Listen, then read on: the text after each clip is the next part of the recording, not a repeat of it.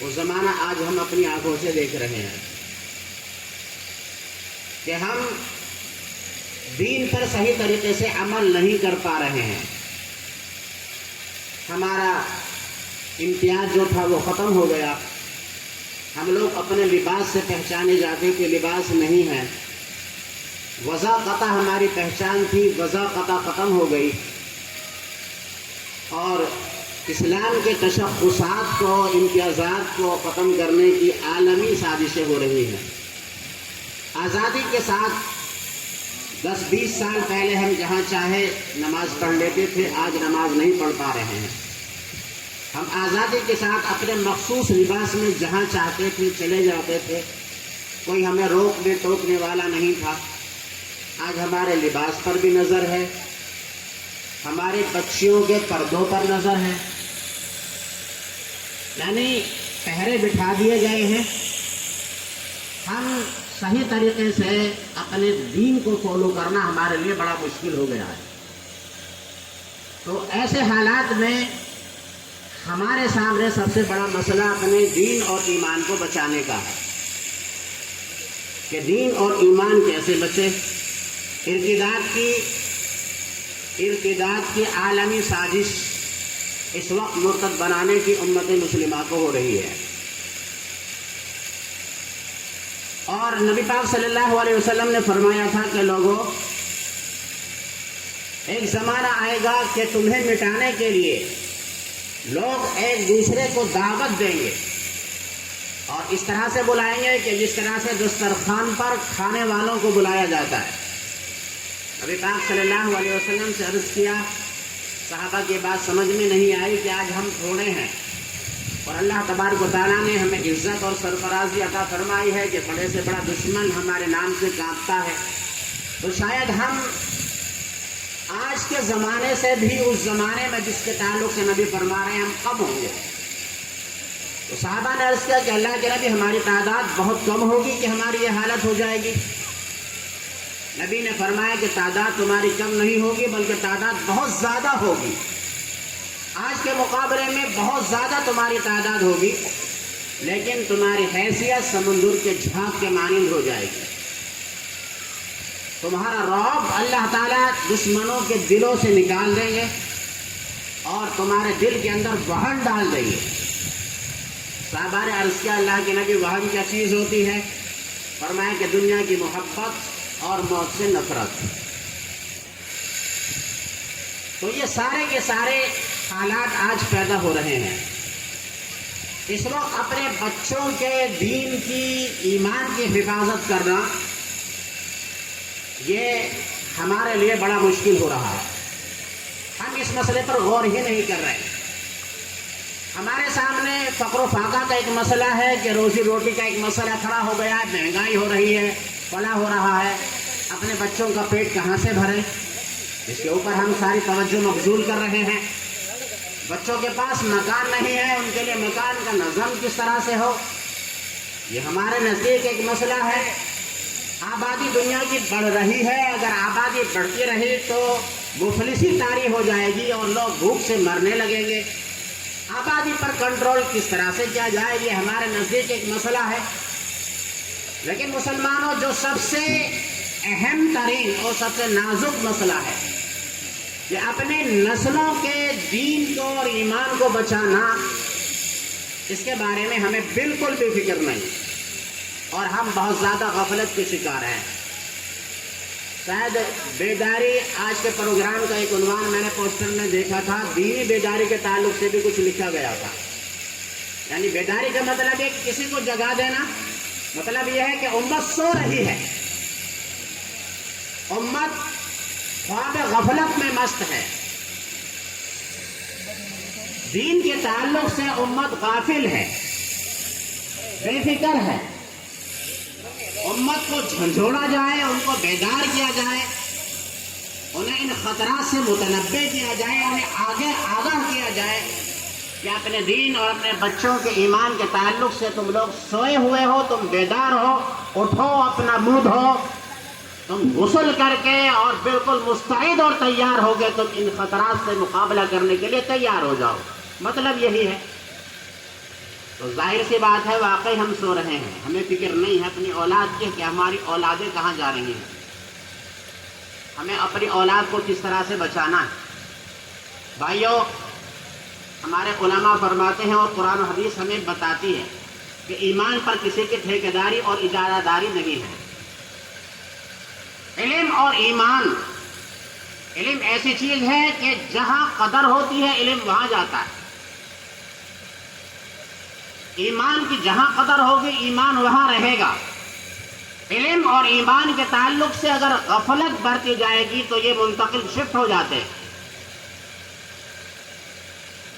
علم بھی شفٹ ہوتا ہے اور دین اور ایمان بھی شفٹ ہو جاتا ہے۔ جہاں قدر ہوگی وہاں پر یہ تمام چیزیں جاتی ہیں۔ آپ دیکھیں کہ حدیث کا جتنا ذخیرہ ہمارے پاس اس وقت موجود ہے صحیح ستہ، خاص طور سے دین عرب کے اندر آیا، قرآن کا نزول مکہ میں ہوا، قرآن کا نزول مدینہ میں ہوا، قرآن کے بعد میں حدیث کا ذخیرہ ہے جس سے ہم استفادہ کرتے ہیں اور جس سے ہمارا ایمان بچتا ہے۔ حدیث کسے کہتے ہیں؟ حضور کے قول کو، حضور کے فعل کو اور حضور کی تقریر کا نام حدیث ہے۔ تو قرآن نازل عرب میں ہوا، مکہ اور مدینہ میں ہوا۔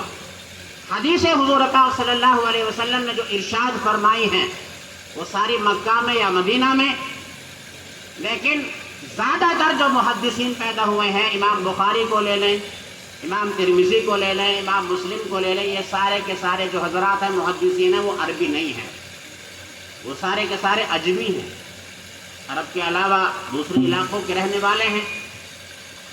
حالانکہ قرآن وہاں نازل ہوا، لیکن قرآن کی اور حدیث کی جتنی خدمت غیر عرب لوگوں نے کی ہے عربوں نے اتنی نہیں کی۔ جہاں قدر ہوتی ہے علم وہیں پر شفٹ ہو جاتا ہے۔ ایمان کی جہاں قدر ہوگی، ایمان کو جہاں لوگ سنجیدگی سے لیں گے، ایمان کے تعلق سے جہاں لوگ فکر مند رہیں گے، ایمان وہاں پر مضبوط رہے گا۔ اور جہاں لوگوں نے یہ سمجھا کہ ہمارا باپ بھی مسلمان تھا، دادا بھی مسلمان تھا، ہم تو محدث کی اولاد ہیں، ہم تو فقیہ کی اولاد ہیں، ہم تو مفسر کی اولاد ہیں، ہمارے دادا تو فلاں بزرگ تھے، فلاں بڑے مفتی تھے، مفتی اعظم تھے، ہمیں دین کے تعلق سے فکر کرنے کی کوئی ضرورت نہیں، تو علم اور دین وہاں پر نہیں رہتا، شفٹ ہو جاتا ہے۔ آپ دیکھیں بخارا، سمرقند، ترمیز، ماوراء النہر کا وہ علاقہ جہاں بڑے بڑے محدثین پیدا ہوئے، جب وہاں پر دین کی قدر ہوئی، علم کی قدر ہوئی، احادیثوں کی قدر ہوئی، تفسیر کی قدر ہوئی، لوگوں نے قرآن اور حدیث کو اپنے سینے سے لگایا تو بڑے بڑے محدثین وہاں پر پیدا ہوئے۔ ابھی مولانا محمود صاحب دامت برکاتہ محترم جامعہ برکات الاسلام کھیر ہوا، وہ تقریباً 4-5 سال پہلے ان علاقوں کا دورہ کر کے آئے تھے تو اپنی کارگزاری بیان فرمائی تھی کہ وہاں پر ایسے ایسے قبرستان ہیں کہ جہاں ایک قبرستان ایسے ہے جہاں پر صرف محدثین ہی مدفون ہیں، غیر محدث کی ایک بھی قبر اس قبرستان کے اندر نہیں ہے۔ ایک قبرستان ہم نے دیکھا کہ جہاں پر صرف مفسرین ہی ہیں، اس کے علاوہ غیر مفسر کوئی بھی اس قبرستان کے اندر دفن نہیں ہے۔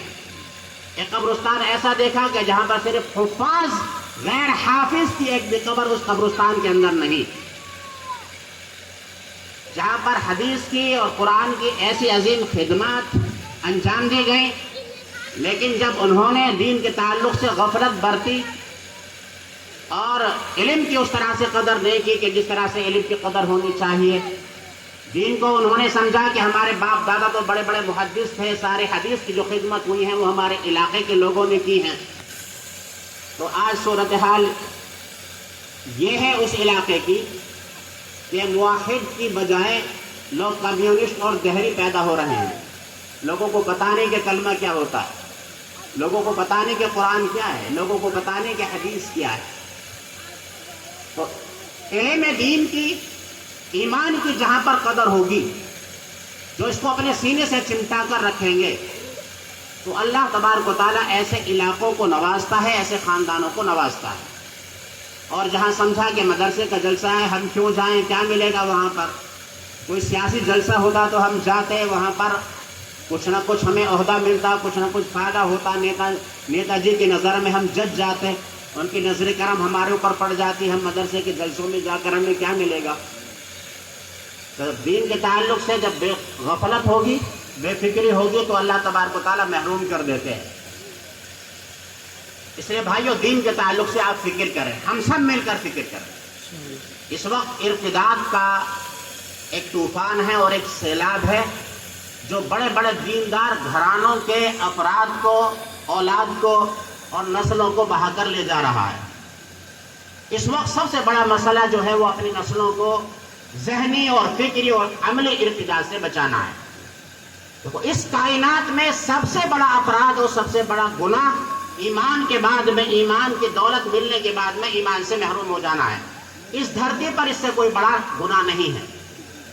بحر الرائق کی ایک عبارت ہے، ان الردۃ افحش من الکفر الاصلی فی الدنیا والآخرہ، یعنی فرماتے ہیں کہ دنیا اور آخرت میں سب سے بڑا جرم، سب سے بڑا اپرادھ ایمان ملنے کے بعد میں ایمان سے محروم ہو جانا ہے۔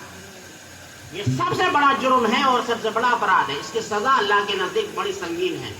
جو آدمی ایمان ملنے کے بعد میں ایمان سے پھر جائے، اسلام میں اس کی سزا قتل ہے۔ قرآن فرماتا ہے وَمَنْ يَرْتَدِدْ مِنْكُمْ عَنْ دِينِهِ فَيَمُتْ وَهُوَ كَافِرٌ فَأُولَٰئِكَ حَبِطَتْ أَعْمَالُهُمْ فِي الدُّنْيَا وَالْآخِرَةِ وَأُولَٰئِكَ أَصْحَابُ النَّارِ هُمْ فِيهَا خَالِدُونَ۔ کہ جو آدمی تم میں سے دین سے مرتد ہو گیا، دین سے پھر گیا اور اسی حالت میں اس کی موت آ گئی، فَأُولَٰئِكَ حَبِطَتْ أَعْمَالُهُمْ فِي الدُّنْيَا وَالْآخِرَةِ، دنیا اور آخرت میں اس کے اعمال تمام بیکار ہو گئے۔ وَأُولَٰئِكَ أَصْحَابُ النَّارِ، اور یہ آدمی جہنم والا ہے، ہم فیہا خالدون، جس میں وہ لوگ ہمیشہ ہمیشہ رہیں گے۔ یہ سب سے بڑا اپرادھ اور سب سے بڑا گناہ ہے۔ اس لیے ہم سب کو مل کر اپنی نسلوں کو ایمان کے بچانے کی فکر کرنی ہے۔ ہم نہیں بچاتے، ہم تو مولوی ہیں کہ ہماری اولاد کہاں جائے گی؟ ہم تو دعوت و تبلیغ سے جڑے ہوئے ہیں، ہمارے یہاں تو تعلیم ہوتی ہے، مذاکرہ ہوتا ہے کہ ہماری اولاد کہیں اور نہیں جا سکتی۔ ہم تو دیندار ہیں، بڑے متقی اور پرہیزگار ہیں، ہماری اولاد کی دین کی حفاظت کی تو گارنٹی ہے، ہمارے بچے کہیں نہیں جائیں گے۔ ہم کیوں فکر کریں اپنے بچوں کے دین کی؟ ہمارے ذہن میں ایک طرح کا فطور بیٹھا ہوا ہے۔ لیکن آپ نبیوں کی زندگی کو اٹھا کر دیکھیں کہ نبی جو معصوم عن الخطا ہوتے ہیں، جن کا ایمان پر جانا یقینی ہوتا ہے، وہ لوگ بھی اپنی اولاد کے تعلق سے کتنے فکر مند ہیں۔ میں آپ کو ایک دو مثال بتا دوں۔ حضرت ابراہیم علیہ السلام کو ہم سب جانتے ہیں، اللہ کے خلیل ہیں، برگزیدہ نبی ہیں، اور اس دنیا انسانیت کے سب سے بڑے موحد حضرت ابراہیم خلیل اللہ ہیں، جن کی نسلوں میں اللہ تبارک و تعالیٰ نے نبیوں کا ایک لمبا چوڑا سلسلہ پیدا فرمایا۔ حضرت ابراہیم علیہ السلام کی نسل میں کتنے بڑے موحد، ان کے بارے میں کیا کوئی آدمی تصور کر سکتا ہے کہ وہ بتوں کی پوجا کریں گے یا ان کی اولاد بتوں کی پوجا کرے گی؟ جو آدمی دنیا میں اس لیے آیا تاکہ شرک کو، بدعات کو، خرافات کو، کفر کو مٹائیں، جو دین کے لیے اور توحید کے لیے اپنے باپ کے سامنے ڈٹ گیا، جس نے اپنے باپ کو چیلنج کر دیا، جس نے دین کی خاطر، ایمان کی خاطر اپنے ایمان کو بچانے کے لیے اپنا گھر بار چھوڑا، اس کے بارے میں کوئی تصور نہیں کر سکتا کہ وہ شرک کے اندر مبتلا ہوگا۔ لیکن قرآن میں جب ہم دیکھتے ہیں تو ان کی دعا نظر آتی ہے، وَجُنُبْنِي وَبَنِيَّ أَن نَّعْبُدَ الْأَصْنَامَ، اے اللہ تبارک و تعالیٰ مجھے اور میرے بچوں کو بتوں کی پرستش سے بچا۔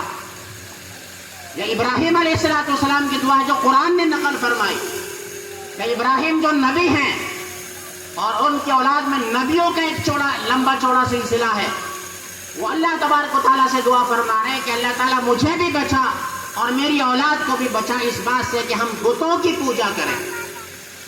کیا ہم خیال کر سکتے تھے نعوذ باللہ کہ وہ شرک کے اندر مبتلا ہوں گے؟ کتنی بڑی قربانی دین کے لیے اور ایمان کے لیے انہوں نے دی۔ قرآن نے بیان فرمایا وَاذْكُرْ فِي الْكِتَابِ إِبْرَاهِيمَ، اے پیغمبر آپ کتاب کے اندر ابراہیم کا تذکرہ کیجئے، إِنَّهُ كَانَ صِدِّيقًا نَبِيًّا، وہ سچائی کے خوگر نبی تھے۔ إِذْ قَالَ لِأَبِيهِ لِمَ تَعْبُدُ مَا لَا يَسْمَعُ وَلَا يُبْصِرُ وَلَا يُغْنِي عَنْكَ شَيْئًا، آنکھیں کھولی تو دیکھا کہ باپ بت بناتا ہے، بتوں کی پرستش کرتا ہے۔ جب شور ہوا اور اللہ تعالیٰ نے نبوت سے سرفراز فرمایا اور گھر کا ماحول دیکھا تو باپ کے سامنے سب سے پہلے دعوت پیش کی اور کہا اے والد محترم آپ ایسی چیزوں کی پرستش اور پوجا کیوں کرتے ہیں کہ جو نہ فائدہ پہنچاتی ہیں نہ نقصان پہنچاتی ہیں اور نہ آپ کے کچھ کام آ سکتی ہیں؟ یا ابت لا تعبد الشیطان، اے والد محترم آپ شیطان کے پرستش نہ کریں، وہ شیطان جو ہے وہ رب کا نافرمان ہے۔ یا ابت انی قد جاءنی من العلم